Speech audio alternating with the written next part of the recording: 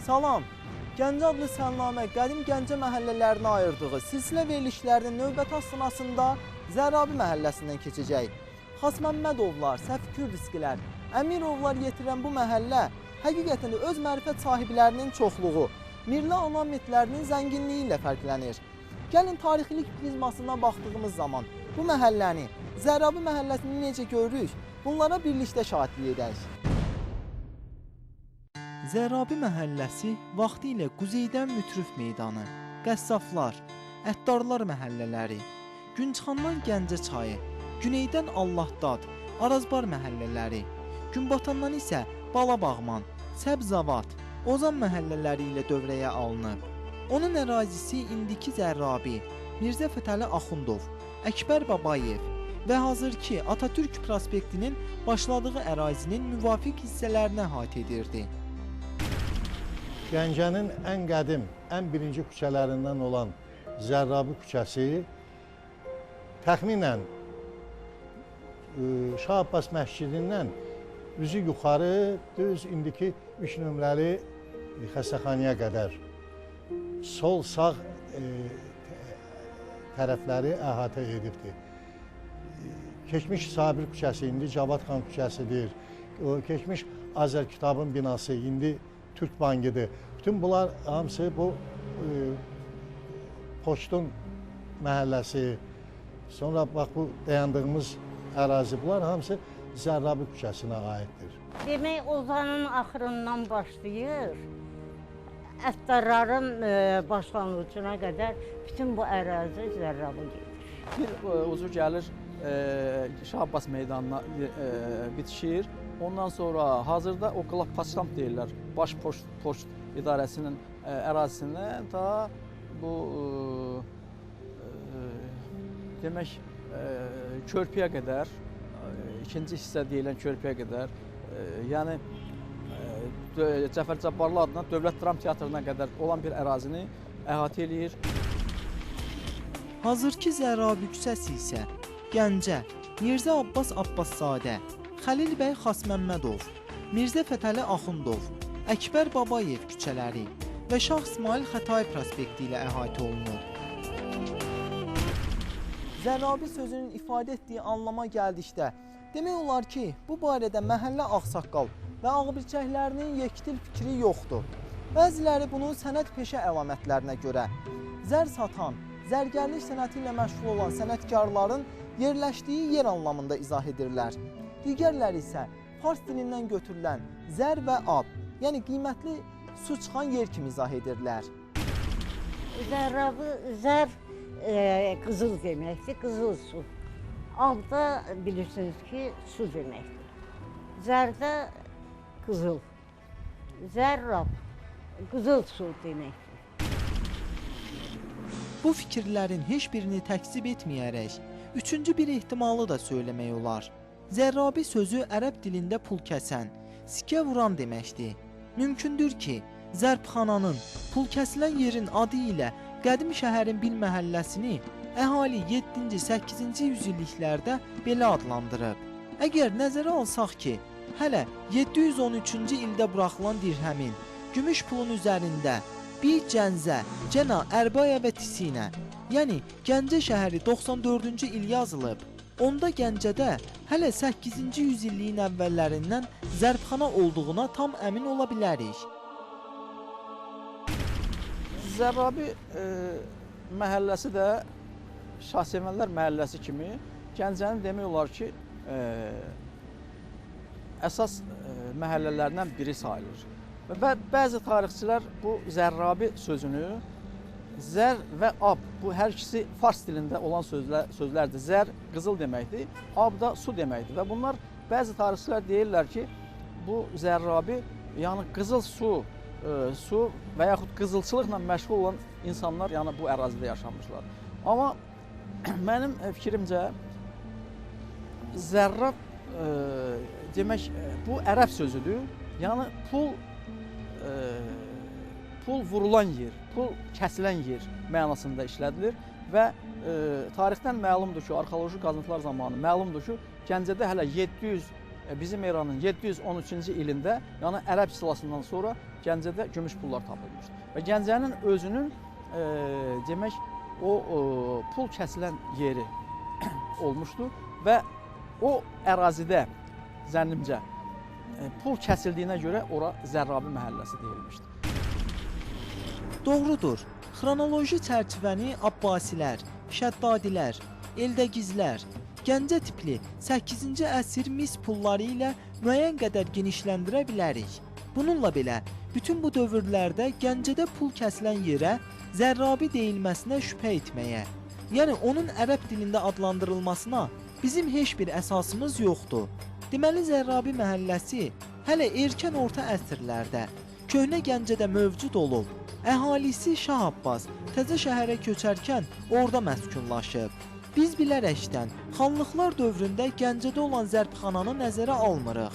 Çünki Gəncə qalasının təsvirində göstərildiyi kimi 17-18-ci yüzilliklərdə zərbxana Zərrabi məhəlləsinin yerləşdiyi Şəhristanda yox, iç qalanın daxilində, yəni Narın qalada olub. Gəncədə yerləşən məhəllələr məhz məhəllə sakinlərinin peşələrini də özündə yaşadırdı. Necə ki, ətdarlarda ətriyyat satanlar, ozanlarda bəzzaslar, Sofulda dabbaqçılar geniş vüsət almışdı. O cümlədən Zərrabidə də əsasən zərgərlər cəmləşirdi. Elə Zərrabi sözünün özü də xalq sənədindən götürülmüş bir sözdür. Zərrabi küçəsi ilk dəfə salınarkən bir zərgərliklə məşğul olan bir nəslin burada məskunlaşması ilə başlamışdı.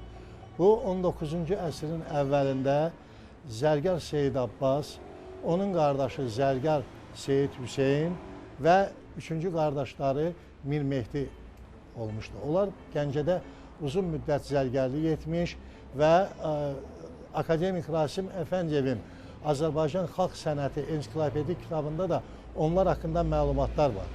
Sonralar onların bacısı oğlu, mənim babam Zərgər Məşədi Ağa Mirzə bu dayılarının yanında zərgərlik sənətini öyrənib və o da bir kamil Gəncədə ad çıxarmış ustad sənətkarlardan olmuşdu.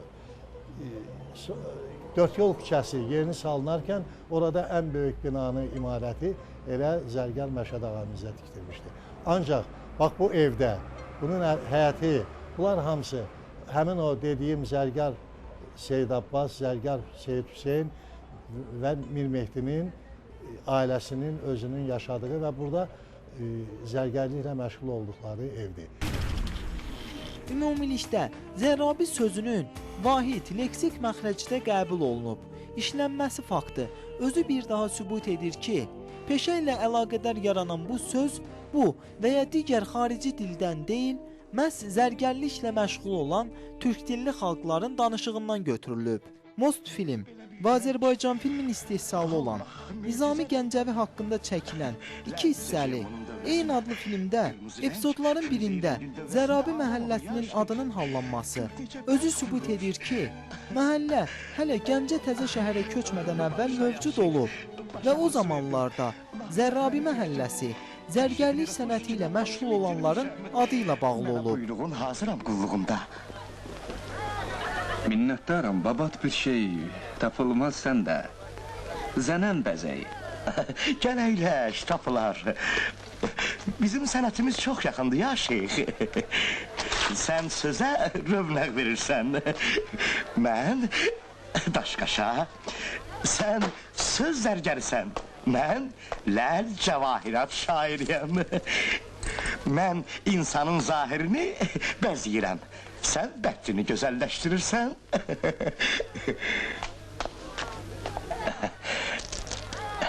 Bax, Həbəşistandandır bu mirvarı boyun bağı. Bu da Suriyədən gətirilib. Nadir şeylər var məndə ya şeyx, babat nədir? Dünyanın hər yerindən tacir gəlir Gəncənin bu zərgər məhəlləsinə. Şahların təxt tacını bəziyir bizim zərgərlər. Onlar burada Göygöldə yaşayırdılar və gəlib şəhərdə filmi çəkirdilər. Dostlar qonaq çağırırdı, qonaq da olurdular. Belə qonaqlıqlardan birində mənim qardaşım mərhum Mobil Əhmədov Gəncədə idi və Müslümü də, Eldar Quliyevi də dəvət elədi bizim evə. Orada söhbət getdi, baxdılar portretlərə, şəkillərə, babamın əl işlərinə. Dedi, babamdır Zərgər Məşəd ağa Mirzə, bax, bir 11 kitab yazılıb haqqında, sənət əsərləri də Tiflisdə, Bakıda, Sankt-Peterburgda, muzeylərdədir. Orada Müslüm Rusça qayıtdı, Adavay, Proobraz Tvoyvo deyə də sнимем в kino. Beləliklə Nizami filmində belə bir epizod yarandı. Nizami Gəncəvi gəlir Zərgərin yanına. Orada qolbaq alır sevgilisinə və orada belə bir söz deyir. Belə bir sözdür ki, Gəncənin Zərgərlər küçəsindən də olmaz. Bu da bir tarixi fakt. Zərrabidə 1804-cü ilin mayında 106-sı kişi, 107-si qadın olan 213 nəfər əhali və 39 ev olub. 1916-cı ildə buradakı ailələrin sayı 783-ə çatıb. Əhalinin əsas məşğuliyyəti papaqçılar, çəlləkçilər, çəkməçilər, zərgərlər, dəyirmançılardan ibarət sənətkarlıq və ticarət sahələri olub. Ticarətlə məşğul oldular. Bax, bu küçənin özünü gedin, görün ki, dünən sırayın söydülər. Bax, bu, həmin bu evdə birinci mərtəbədə belə yerlər var idi. Bax, demək, gündüzlər görsənir ki, o qapıları bağlayırdılar, ora salırdılar belə. Axşamlar da açırdı. Belə axşam bağlayırdılar, səhərdə açırdılar. Əksəriyyət ticarətlə. Əsas bilirsiniz ki, o zaman devlətlilərin əksəriyyəti ticarətçilər olur. Məsələn, mənim ata-babam gildə bu küçədə yaşayırdılar. O ata-baba evlərimiz də burada durur, əmoğullar olur o. Orada da çox böyük davvaqlıq yayılıbdır. Davvaq, gön aşılamaq. Bax, bu Zərrabı küçəsində bu da məşhur sənət olubdur. Hələ ərəb işğalına kimi Gəncədə formalaşan Qəssablar məhəlləsi 18-19-cu yüzilliklərdə Zərrabinin bir küçəsini təşkil edirdi. O Şeytan Bazar və Məscid bazarları ilə Zərrabi məhəlləsi arasındakı ərazini tutsa da, artıq haqqında danışdığımız dövrdə həmin məhəllənin içərisində əriyirdi. Ola bilər ki, Cömərd Qəssab da Qəssablar məhəlləsini yaradanların nəslindən olub. Məhəlləni digər Gəncə məhəllələrindən fərqləndirən əsas əlamətlərdən biri də onu qoynuna alan böyük çinar ağaclarıdır. Bu küçələrdə ən çox fikir verin, keçmiş şəkillərdən baxırsınız, yox. Bu küçələrdə ən hündür çinarlar Zərrabada olubdur. O çinarların demək, bütün küçələrdən arxlar axıbdır, çinarların dibindən. Hətta məsələ, görürsünüzmü, o elə bizim qonşumuz var burada, Vidadi, o nəyə görə o bulağın adını götürübdür? Məsələn, mən kimə deyirəm ki, bulağın adı belədir, biz görmüşük bulağı oğluna ya atasının, onların ehsan bulağı deyirlər də. Amma bu götürübdür ki, demək, Gəncədə çinar əkənlərə ehsan bulağı. Zərrabi məhəlləsində öz əzəməti ilə göz oxşayan və diqqəti cəlb edən tarixi tikililər, yaşayış və memarlıq abidələri kifayət qədərdir. Bunların misal olaraq ilk növbədə elə Zərrabi məscidini misal çəkmək olar. Bu məscid barədə də bəzi ziddiyyətli məqamlar mövcuddur. Buna misal olaraq ilk növbədə məscidin tikilmə tarixini göstərmək olar.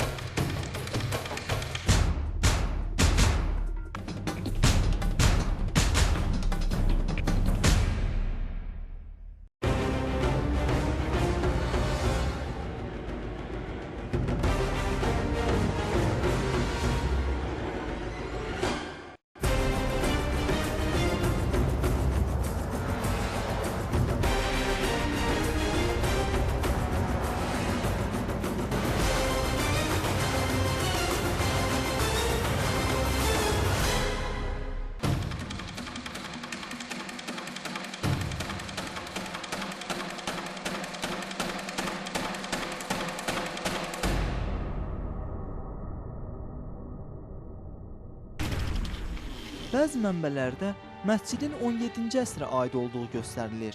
Nəzərə alanda ki, xalq memarlığının qiymətli nümunələrindən olan eyvanlı məscidlər tipində inşa olunan Zərabi məscidi, məhəllə ağsaqqallarından Hacı Qəzənfər Kərbəlayı Ağaoğlu, Məşədi Qasım Hacı Əhmədli, Əli bəy Hacı Əlibəyov, Kərbəlayı Sur Abdullaoğlu və başqalarının yaxından iştirakı ilə tikilib. Onda məscidin 17 yox, 19-cu yüzilliyin sonlarında tikildiyini söyləmək olar. Zərrabi küçəsində tarixi abidələr çoxdur.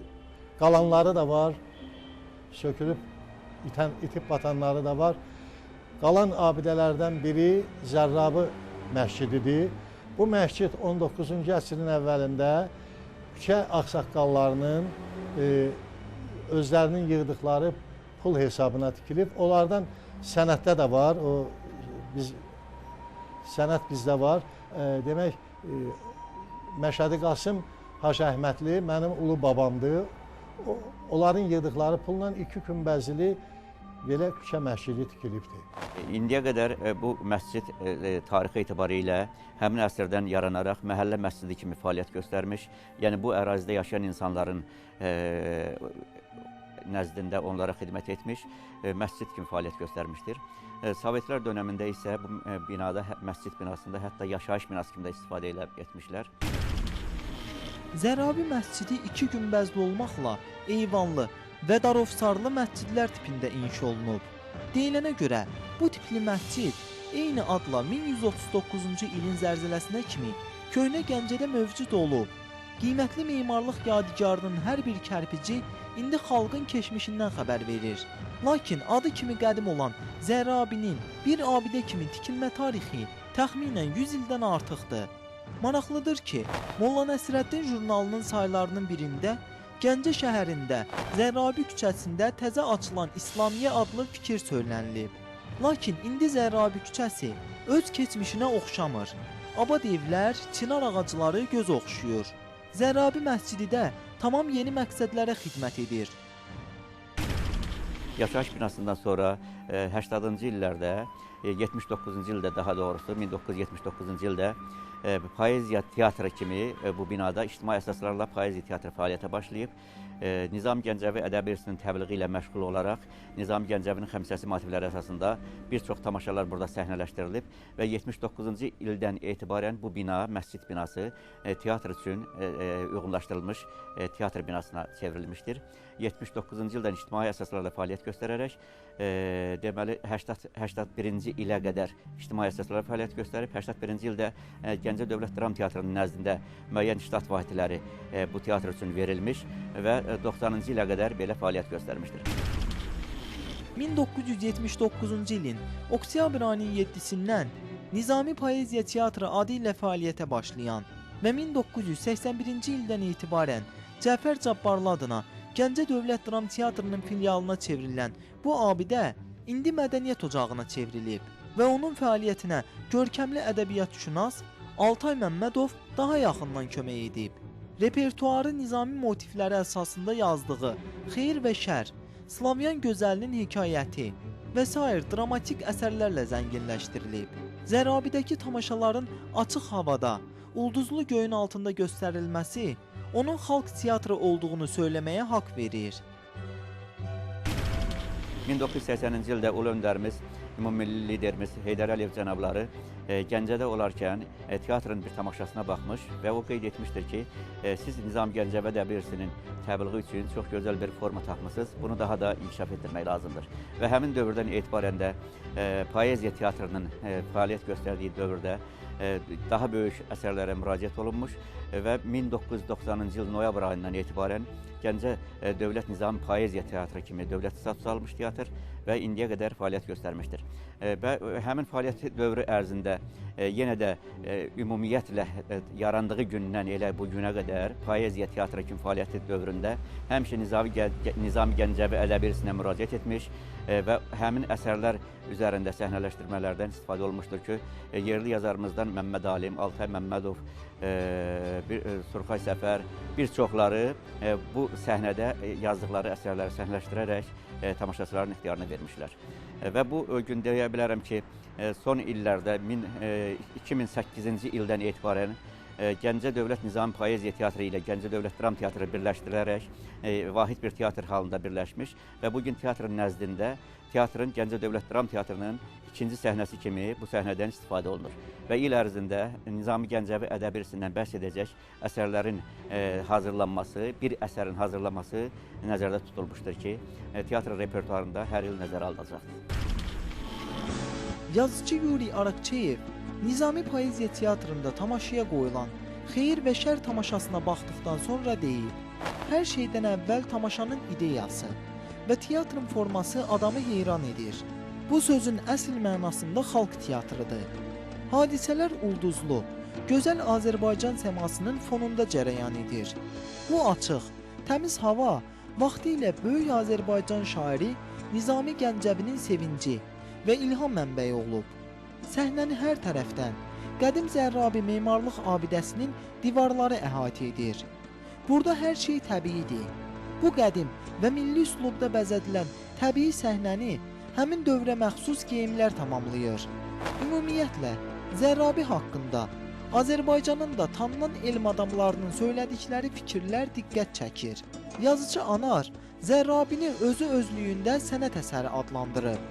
İsmail Şıxlı isə burada qədim mədəniyyətin izlərinə rast gəlindiyini, böyük ənənə olduğunu, indiki nəsil əcdadlarının yaratdıqlarına ehtiram və qayğı göstərildiyini qeyd edib.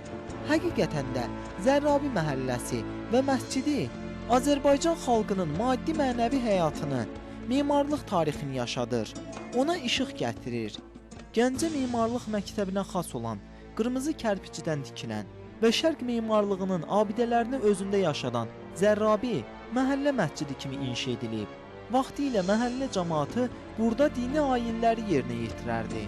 Lakin Sovet hakimiyyət illərində yerli əhaliyə məsciddən istifadə edilməsi qadağan edilir. Təəssüf ki, abidə hazırda qənaətbəxş vəziyyətdə deyil. Əsrlərin məşəqqətindən uzaq çıxan Zərrabi məscidi bugün öz təmir olunacağı günü gözləyir. Zərrabi məhəlləsində habelə 2 hamam, Zərrabi və Malaqan hamamları, habelə indiki Əkbər Babayev küçələrində çökək dəyirmanda olub. Məhəllədə Gəncə çay səmtdə yerləşən Hacı Xudu dəyirman isə şəhərdə adla tanınır. Zərrabi hamamın demirəmmi və onu heç Malaqan da deməyə bilərsiniz. Zərrabi buradan 20 addım o tərəfədir. Dölmə, bax belə, bax gedəndə belə dölmə gedir. Bax bu cürə bir dölmədir. Zərrabi məhəlləsi də Gəncənin o inkişaf eləmiş məhəllələrindən biri olmuşdur və bu ərazidə yaşayanlar da sənətkarlıqla məşğul olmuşlar. Zərrabi məhəlləsində də demək olar ki, dəyirman olmuşdu. Hacı Ələsgər dəyirmanı səhv eləmirəmsə, 2 dəyirman olubdur. Gəncədə elə bir küçə yoxdur ki, oranın salınarkən oranın məscidi və hamamı olmasın. Bu elə bir ki, bir balaca bir şəhərcik deməkdir. Şəhər salınanda əvvəlcə oranın məscidi, sonra hamamı salınırdı. Ancaq illər öz işini görüb, itib, gedib, hamam gedib, məscid qalıbdır. Burada 19-cu yüzilliyin ortaları üçün yeganə teatr binası olan Forel Şəhər Teatrı da fəaliyyət göstərirdi. Forel Teatrı dik küçədə, Gəncə çayının sahilində, indiki Cəfər Cabbarlı adına Gəncə Dövlət Dram Teatrının yerində Alman gotik, klassizm üslubunda tikilib. Teatronu tikdirən Alman mühacirinin Gəncə və Yelenendorfda şərab zavodları və ambarlarının sahibi Forelin adından götürülüb.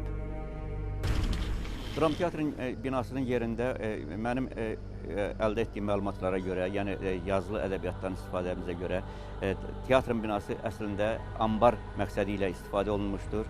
Həmin ambar məqsədi ilə istifadə kazino kimi fəaliyyət göstərmiş, ambar kimi istifadə olunmuş. Sovet dövründə isə 20-ci illərdən sonra Tənqid Təbliğ Teatrı Gəncəyə köçdükdən sonra, daha doğrusu 32-ci ildə 32-ci ildə həmin teatr bildiyiniz kimi bütün truppası ilə birgə Gəncəyə köçürülür və burada fəaliyyətə başlayır. Həmin dövrdən etibarən Gəncə Dövlət Dram Teatrının binası teatr üçün uyğunlaşdırılıb, fəaliyyət görür. Onun səhnə hissəsi demək olar ki, həmin illərdə tikilib teatr üçün uyğunlaşdırılıbdır. və bu gün bildiyiniz kimi Gəncə Dövlət Dram Teatrı artıq uzun illərdir ki, böyük tarixə malik bir teatr kimi fəaliyyət göstərir. Öz yaradıcılığında həmişə Gəncənin özünə məxsus, öz tamaşaçılarına xidmət edəcək əsərlərlə tamaşaçıların zövqünü oxşamağa çalışmışdır. Hələ o zaman Məhəmməd Hadi deyərdi ki, elmin, mərifətin varsa buyur gəl, yoxsa bu həyat aləminə olma bir əngəl. Həqiqətən də Zərrabi məhəlləsi öz dövlət, elm xadimlərinin çoxluğu ilə fərqlənib. Söhbət əsnasında məhəllə ağsaqqal və ağbirçəkləri, məhəllə sakinləri Sarı Ələkbərin tikdirdiyi binalardan həvəslə söhbət açırlar. Onun bir müddət bu məhəllədə yaşamasını fəxrlə qeyd edirlər. Zərrabi məhəlləsi həqiqətən də öz mərifət sahiblərinin çoxluğu ilə fərqlənib. Zərrabi küçəsi şəhərin demək olar ki, ən mədəni, ən irəlidə getmiş adamları burada yaşayıblar. Mən elə o poemamda vermişəm ki, Zərrabi ilə İmamlı küçəsinin arasında demək olar ki, 50 il fərq, bəlkə də artıq götürmək olar. İnsanların şuurunda, onların dünya görüşündə mən belə başa düşürəm. Ona görə ki, bütün Zərrabi küçəsində ən məşhur adamlar, sonra bütün şəhərin devlətli, məsələ, irəlidə getmiş adamlarıdır. Təbiidir ki, bu belə atalar misalı var ki, od yanmasa tüstü çıxmaz. Əgər buna intelligentlər, ziyalılar məhəlləsi deyiblərsə, demək burada ziyalı adamlar yaşayıb. Təkcə Azərbaycanda deyil, eləcə də bütün dünyada yaratdığı gözəl musiqi əsərləri ilə özünə ölməzlik qazanan dahi bəstəkar Fikrət Əmirov da Zərrabi məhəlləsində dünyaya gəlib. Azərbaycan Demokratik Respublikasının ilk hökumət yaradıcılarından biri, görkəmli dövlət xadimi, Gəncənin sonuncu general qubernatoru Xudadət bəy Rəfibəyli, ADR-in hökumət yaradıcılarından olan və bu respublikanın fəaliyyət göstərməsində mühüm rol oynayan Xəlil bəy Xasməmmədov, Aslan bəy Səfikürdiski də Zərrabi məhəlləsində dünyaya gəlib. Bu küçə Gəncənin ən irəlidə gedən mədəni, istər hər cəhətdən irəlidə gedən küçələrindən biri olur. Bütün görürsünüz orada Xudadət bəyin evidir, Rəfibəylilərindir, Xasməmmədovun Ağayevlərin evidir. Hamısı bu küçədə yaşayır. Bilirsiniz, biz Gəncədə elə küçə var ki, oradan alimlər çıxıbdır. Demək, dünyada İslam elmində alimlər axtaranda Soflu küçəsindən də görürsən bir şey. Gəncənin də Zərgərlər məhəlləsindən bəstəkarlar, şairlər, Əhməd Cavad bu küçədə yaşayıb. Fikrət Əmirov bu küçədən anadan olur. Məşəd Cəmil Əmirov operasını bu küçədə yazıb. Bülbül bu küçədə yaşayıb. Bu küçənin də xüsusiyyəti bundadır ki, burada elm, ümumiyyətlə incə sənətə meyilli olublar. O zərgərliyin elə bil ki, bir şairliyə, bəstəkarlığa, ədəbiyyatçılığa, Abdullah Tofiq Sur kimi böyük bir ədəbiyyatçı indi harda var. 11-ci ildə o İstanbul Universitetində işləyirdi. Demək, Hüseyin Cavid də orada tələbəsi olubdur. Orada rəhmətə gedəndə 11-ci ildə o vaxt dədəmə gətirdilər, onu verdi, qoydu Gəncənin muzeyinə. Qəzet çıxıbdı ki, böyük Türk Azəri alimi, ədəbiyyatçı alim Abdullah Tofiq Sur vəfat edibdi. Dəfn Gəncədə olacaqdı, cənazə Gəncəyə aparıldı. Yəni, və Gəncəyə Zərrabi küçəsinə aparıldı. Belə bir məlumat var, bizim tarix muzeyimizdə olmalıdır. Bunların hamısı Zərrabi küçəsindəndir. Görkəmli alim, məşhur türkşünas Əkbər Ağarızoğlu Babayev, Azərbaycanın ipəkçi alimi, professor Rəhim Hüseynov da Zərrabi məhəlləsinin yetirməsidir. Məhəllə sakinləri yenə də görkəmli elm xadimi, pedaqoq, professor Hacı Hacıyevin də məhəllədə doğulub boya başa çatmasından, ölkənin pedaqogika tarixində necə uğurlar qazanması haqqında, habelə Muxtar bəy Hacıyev, Gəncədə o zaman Ticarət və Yeyinti naziri işləyən Ağa bəy Aşurov, tanınmış bioloq, Professor Tofiq Qaziyev, Hacı İsa bəy İslamzadə, Muxtar bəy Hacıyev, Məşədi Qasım və başqa ziyalılar haqqında danışmaqdan yorulmurlar. Elə təkcə adlarını çəkdiyimiz ziyalıların varlığı əsas verir ki, Zərrabi məhəlləsi, Gəncə sakinləri bu insanlarla fəxr etsinlər. Bu şəxsiyyətlərin hər biri Gəncə tarixində, Azərbaycan tarixində xüsusi çəkiyə malik olan insanlardır. Gərək bu məhəllədən keçdiyi zaman insanlar ayaq saxlasınlar, laqeyd ötməsinlər. Bilsinlər ki, bu binalarda adi insanlar yaşamayıb. Gəncə və Azərbaycan tarixinə xüsusi töhfə verən insanlar ömür sürüblər. Bəli, çalışdıq ki, daha bir qədim Gəncə məhəlləsinin dünəninə bir yerdə şahidlik edək. Məqsədimizə hansı dərəcədə nail olduq, bunu elektron ünvanımıza yazacağınız fikir və rəylərdən biləcəyik. Daha bir qədim Gəncə məhəlləsində görüşənədək. Sağ olun.